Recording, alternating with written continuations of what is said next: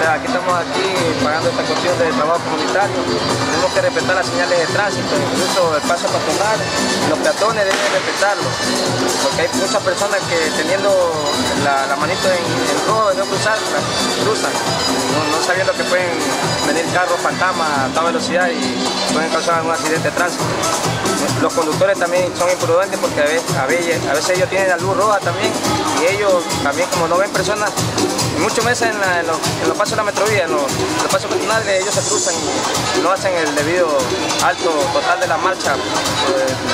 Como dice la ley, si está en la luz roja debe hacer alto total. O sea, los peatones también a veces cumplen con su responsabilidad, no cumplen con. Yo estuve conduciendo con estado etílico, por eso. ¿Cuánto tiempo estuvo detenido? Estuve 15 días. ¿Provocó heridas? No, solo por estado etílico. No causé ningún accidente, ninguna desgracia. Gracias a Dios. Pero usted sabía que estaba cometiendo una infracción. Claro. Al conducir en esa área. Ya en el momento no, pero ya después que ya cuando estuve detenido sí.